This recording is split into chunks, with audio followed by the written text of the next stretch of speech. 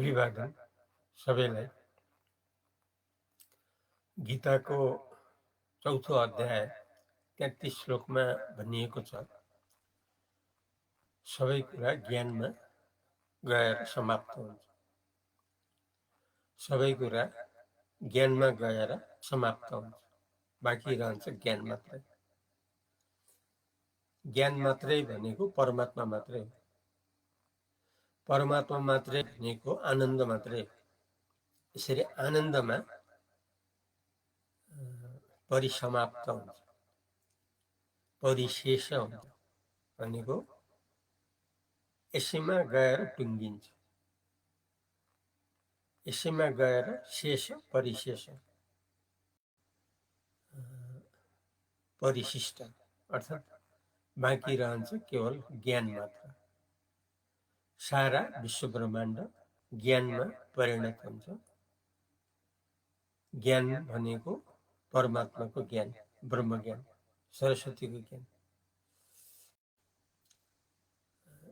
यसको उपलब्धि हो आनन्दै आनन्द।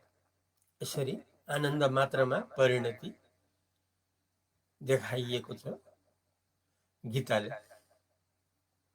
गीता भनेको सर्वोपरि शास्त्र हो, किनकि कर्मका कुरा, भक्तिका कुरा, ज्ञानका कुरा सबै त्यसमा छ। चाहिने कुरा सबै त्यसैमा छ। गीतालाई जान्यो भने सबै कुरा जान्यो। यस्तो महत्त्व छ गीताको। गीता हो वेदको अभिव्यक्ति, 4 वेदको अभिव्यक्ति। ऋग्वेद, सामवेद, यजुर्वेद, अथर्ववेद, 4 वेदको निचोड हो गीता। त्यसमा पनि 4 अध्यायको 33 श्लोकमा सर्व कर्माखिलम पार्थ ज्ञाने परिसमाप्यते, यस्तो भगवानले भन्नुहुन्छ। हामी सबैलाई भन्नुहुन्छ, विश्वका हामी सबैलाई भन्नुहुन्छ, बच्चा, युवा, वृद्ध सबैलाई भन्नुहुन्छ। के भन्नुहुन्छ भने सर्वम कर्माखिलम पार्थ ज्ञाने परिसमाप्यते भनेको के भने सम्पूर्ण जो प्रपञ्च छ, विश्व ब्रह्माण्ड छ, सारा हामी संसारका जो ज्ञान गरेका छौँ, संसार विश्व ब्रह्माण्डलाई जो कुछ हामीले जानेका छौँ, यो सबै गएर ज्ञानमा समाप्त हुन्छ। ज्ञानमा समाप्त हुन्छ। वास्तवमा भएको त ज्ञान मात्रै हो, त्यो परमात्मा मात्रै हो। परमात्माको ज्ञान गरे सबै कुरा पाइन्छ, किनभने परमात्मा त सब कुछ हो। साराको निचोड त परमात्मा हो। त्यसैले परमात्मा भनेको सब कुछ हो, सम्पूर्ण हो। अब हामीले परमात्माको ज्ञान गर्नुको बदला विश्व ब्रह्माण्डको ज्ञान गर्नपट्टि लाग्यौँ, आफ्नो व्यावसायिक रूपले, जीवन वृत्ति रूपले। किनभने जीवनमा त एउटा कमाइ गर्नु पर्यो नि, राम्रो आम्दानी हुने त एउटा काम त गर्नु पर्यो नि। जीवन निर्वाह त राम्रोसँग चलाउनु पर्यो नि, त्यो पनि स्वावलम्बन भएर गर्नु पर्यो, अर्कामा माथि निर्भर होइन, आफू माथि निर्भर। त्यसको लागि त जागिर पाइने, व्यवसाय पाइने, वृत्ति पाइने, आर्जन पाइने, त्यसको लागि त राम्रोसँग पढ्नु पर्यो। संसारको ज्ञान राम्रोसँग पढ्नु पर्यो। संसारको ज्ञान राम्रोसँग पढेन भने त राम्रो जागिर त पाइन्न, राम्रो काम त पाइन्न, राम्रो व्यवसाय त पाइन्न। त्यसकारणले परमात्माको ज्ञानको नाममा केवल संसारको ज्ञानमा हामी सीमित हुन गयौँ। संसारको ज्ञानमा सीमित हुनु पर्यो, जसमा मृत्यु झुन्नेर बसेको छ, मृत्यु लुकेर बसेको छ, मरण लुकेर बसेको छ। जति बेला जतिखेर पनि त्यसले आक्रमण गर्न सक्छ, जसलाई पनि, बच्चालाई पनि, युवालाई पनि, वृद्धलाई पनि। त्यसले छाड्नेवाला कसैलाई पनि छैन। ढिलो चाँडो सबैलाई समात्छ। यो परिणाम हो विश्वमा लम्पट भएर, विश्व ज्ञानमा लम्पट भएर रहिराख्नु। त्यसले गर्दा आखिरीमा के पाइन्छ? चिन्तै चिन्ता, यो भएन उसो भएन, यसो हुनुपर्ने थियो, मैले भने बमोजिम हुँदै हुँदैन, मैले यस्तो चिताउँछु हुँदै हुँदैन, मैले यस्तो गर्न खोज्छु हुँदै हुँदैन, यस्तो छ असन्तोष, असन्तोषै अन्तोष, असन्तोष, चिन्तै चिन्ता, त्यसै गर्दा दुःखै दुःख, त्यसै गर्दा डरै डर। किन शरीरको जात यस्तै हो, शरीरको जातमा यस्तै पाइन्छ, चिन्ता दुःख डर। तर परमात्मामा यस्तो पाइँदैन, किनभने परमात्मा अजात हो, परमात्मा जात होइन अजात हो। त्यसैले यस्ता चिन्ता दुःख डर संसार प्रपञ्च मृत्यु मरण यस्ता छैन। यहाँ परमात्माको साम्राज्यमा यस्तो छैन, परमात्माको ज्ञानमा यस्तो छैन। हामीहरूको यथार्थ स्वरूप परमात्मा हो, शरीर होइन। भोलि मर्न सक्ने शरीर हाम्रो कसरी हुन सक्छ, कसको ग्यारेन्टी छ? कुन बच्चाको व्यक्तिगत रूपमा ग्यारेन्टी छ, कुन युवाको व्यक्तिगत रूपमा ग्यारेन्टी छ, कुन वृद्ध वृद्धाको व्यक्तिगत रूपमा ग्यारेन्टी छैन। परमात्मालाई लिए ग्यारेन्टी छ, परमात्मा रूपले रहे ग्यारेन्टी छ, किनभने परमात्माको मृत्यु हुँदैन र सबैको यथार्थ स्वरूप परमात्मा हो। यसैले हामीले परमात्माको ज्ञानलाई नजानेर, जान्न नखोजेर, यदा कदा सुने पनि व्यवस्था गरेर हामी जीवन वृत्तिपट्टि मरिमेट्छौँ, किनभने त्यहाँबाट पैसा पाइन्छ, व्यवसायबाट पैसा पाइन्छ। जीवन सुमधुर यापन गर्नको लागि पैसा चाहियो, पैसालाई व्यवसाय गर्नु पर्यो, त्यसको लागि पढ्नु पर्यो, त्यसको लागि विश्वको ज्ञान गर्नु पर्यो, अनि हात लायो आखिरीमा मृत्यु मरण। त्यसैले गीताको 4th अध्यायको 33 श्लोकमा भगवानले भन्नुभयो, के भन्नुभयो?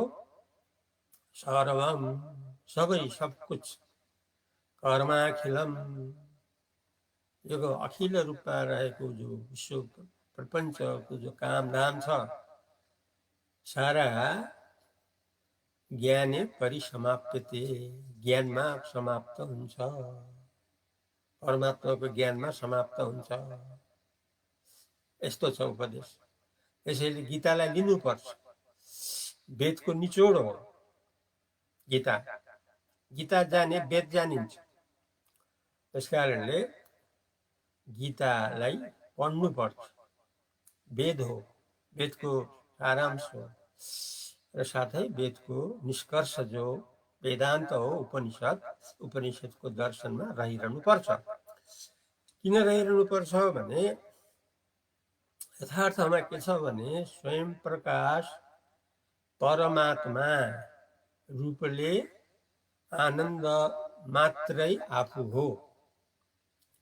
स्वयं प्रकाश परमात्मा रूपले आनन्द मात्रै आफू हो, यस्तो भन्न सक्ने हुनुपर्छ संसारका हामी सबै। किनभने यो वेदको तात्पर्य हो, गीताको तात्पर्य हो, उपनिषद दर्शनको कुरा हो।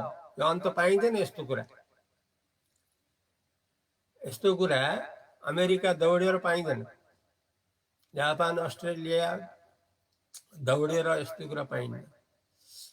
त्यो पाइन्छ सहज रूपले पशुपतिनाथको देश नेपालमा, अहिले नेपालको भैरवामा यसको प्रस्तुति दैनिक भइराखेको छ। आजका दिनमा, वर्तमानको समयमा, आजका दिन भन्नाले विक्रम सम्वत 2081 साल, नयाँ साल हो, वैशाखको 2 गते, आज आइतबार, आज रविवार, आइतबार भन्नु, रविवार भन्नु, आदित्यबार भन्नु एउटै। अङ्ग्रेजी सम्वत 2024 अप्रिलको आज 14 तारिक सन्डे तिथिको हिसाबले चैत्र शुक्ल पक्ष षष्ठीको दिन आदित्यबार अर्थात् आइतबार रविबार। त्यसैले हामी जस्तो सूर्य चम्किलो छ, सूर्यलाई रवि भन्छ, रविबार। सूर्य जस्तै चम्किलो भएर रहनु हो हाम्रो सधैँको स्वभाव। त्यो हो स्वयं प्रकाशलाई लिएर हुन्छ। स्वयं प्रकाश परमात्मा रूपले हुन्छ। स्वयं प्रकाश परमात्मा रूपले आनन्द मात्रमा रहेर हुन्छ। आनन्दै आनन्द, घनीभूत आनन्द। यस्तो प्रसारण हो गीताको प्रसारण, वेद, वेदको तात्पर्य, वेदान्त, उपनिषद दर्शनको वर्णन, यो प्रस्तुति भइराखेको छ नेपाल देशको भैरवाको स्थानबाट।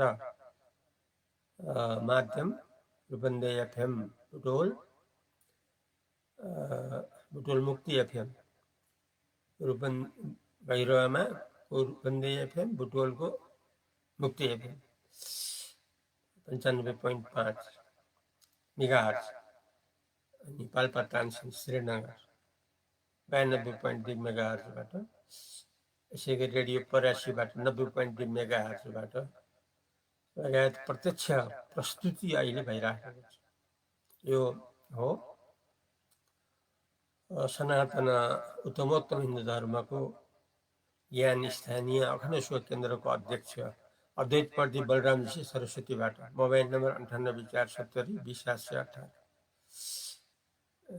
इसारा वर्णन हो सबैको निर्धक्कताको लागि, विश्वासको लागि। किनभने जो यहाँ अभिव्यक्ति छ यो अकाट्य हो, काट्न दुनियाँमा कसैको सम्भव कहिले पनि छैन। त्यसैले यो खुलस्त अभिव्यक्ति हो। उनीहरूले यस प्रकार हामीले आफ्नो कल्याण वर्तमानमा गरिहाल्नुपर्छ। किन आफ्नो समय हो वर्तमान मात्रै। किनभने past is past, future is uncertain. त्यसैले present time is the most important time भन्छ, अङ्ग्रेजीको भाषा हो। भनेको गएको गयो हो, त्यो बितेको बितिहाल्यो। त्यो हिजोको कुरा छोडिदिने काम छैन, किन गयो नि। त्यो गएको कुरा के सम्झ्नु? भोलिको कुरालाई किन लिनु? भोलि आउँछ कि आउँदैन, भोलि शरीर रहन्छ कि रहने कुनै निश्चय त छैन नि। त्यस कारणले भविष्य अनिश्चित छ, future is uncertain. Past is past भनेको गएको घोडा गइहाल्यो, त्यो आउँदैन। बगेको खोला फर्केर आउँदैन भन्छ, गयो गयो। आउनेवाला अनिश्चित छ भनेपछि वर्तमान भयो नि मुख्य समय। Present is the most important time. वर्तमान हो आफ्नो हात अधीन, यति बेला जे पनि गर्न सकिन्छ। त्यो हो परमात्मा रूपले रहनु। स्वयं प्रकाश परमात्मा रूपले आनन्द मात्रै आफू हो। यही हामी सबैले, संसारका हामी सबैले यही रूपमा हामीले अनुभवमा रहनुपर्छ। त्यो परमात्मालाई लिएर हुन्छ, अरूलाई लिएर हुँदैन। किनभने सारा कुरा समाप्त हुन्छ ज्ञानमा, ज्ञान समाप्त हुन्छ आनन्दमा। आनन्द हो वस्तु स्थिति, सधैँको वस्तु स्थिति हो केवल आनन्द। आनन्दै आनन्द, मौलिक आनन्द, परिपूर्ण आनन्द, अतिशय आनन्द, निरतिशय आनन्द, घनीभूत आनन्द। अहिले यति नै गरौँ। हरि ओम तत्सत्।